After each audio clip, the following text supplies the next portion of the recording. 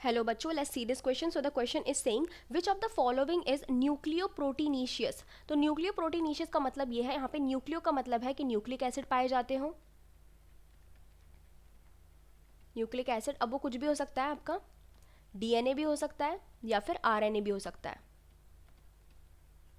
ठीक है। और साथ में उसके क्या लगी हो, कोई भी प्रोटीन लगी हुई हो, यानी कि एक ऐसा स्ट्रक्चर होना चाहिए जो न्यूक्लिक एसिड, डीएनए या फिर आरएनए या फिर प्रोटीन और उसके साथ प्रोटीन का मिलके बना हुआ हो, उसको हम लोग क्या बोलते हैं, न्यूक्लियो प्रोटीनीशियस बोलते हैं।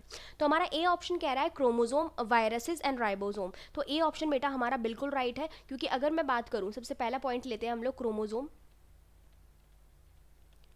तो बेटा क्रोमोजोम बना हुआ होता है DNA plus histone protein plus non histone protein का, ठीक है। तो ये तो भाई क्रोमोजोम तो डीएनए, हिस्टोन, नॉन हिस्टोन, तो यानी कि ये तो पूरा क्राइटेरिया पूरा कर रहा है, न्यूक्लिक एसिड प्लस प्रोटीन वाला पूरा क्राइटेरिया जो है ये पूरा कर रहा है, ठीक है। तो ये बिल्कुल राइट है। दूसरा कह रहा है वायरसेस। तो वायरसेस में बेटा जो वायरस का जो बाहर का कोट होता है, जिसे हम लोग क्या कहते हैं, कैप्सिड कहते हैं, ये बना हुआ होता है प्रोटीन का, ठीक है। प्रोटीन का बना हुआ होता है और इसके अंदर जेनेटिक मटेरियल के रूप में डीएनए या फिर आरएनए में से कोई एक चीज़ प्रेजेंट होती है।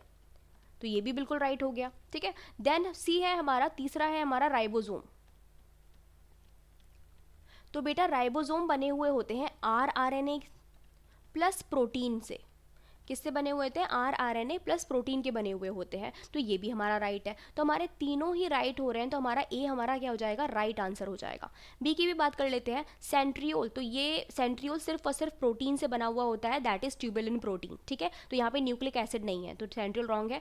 वायरसेस राइट है। लाइसोसोम में हाइड्रोलिटिक एंजाइम पाए जाते हैं, यानी कि प्रोटीन प्रेजेंट होती हैं, बट यहाँ पर न्यूक्लिक एसिड नहीं पाए जाते, तो इसकी वजह से ये हमारा रॉन्ग हो जाएगा। Now see is saying viruses, viruses right है, क्रोमोसोम राइट है। वैक्यूल हमारा फिर से गलत हो जाएगा, क्योंकि वैक्यूल जो होती हैं अलग अलग टाइप की होती हैं, फूड वैक्यूल होती है और आपका गैस वैक्यूल होती है, सैप वैक्यूल होती है। तो उनमें वैक्यूल में सिर्फ और सिर्फ सैप वगैरह, मतलब डिफरेंट काइंड ऑफ थिंग्स पाई जाती हैं, न्यूक्लिक एसिड नहीं पाए जाते हैं। प्रोटीन पाई जा सकती हैं बट न्यूक्लिक एसिड नहीं पाए जाते, तो ये भी हमारा गलत हो जाएगा। डी कह रहा है न्यूक्लियस। न्यूक्लियस को हम एक तरीके से हाँ मान सकते हैं, क्योंकि न्यूक्लियस के अंदर क्रोमोजोम पाए जाते हैं। तो क्रोमोजोम हमारे किससे बने होते हैं, न्यूक्लिक एसिड एंड प्रोटीन से बने हुए होते हैं।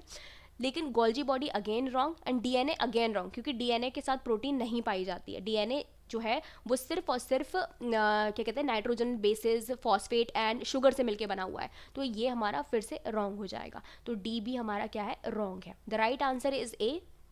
आई होप आपको समझ में आया होगा। Best of luck.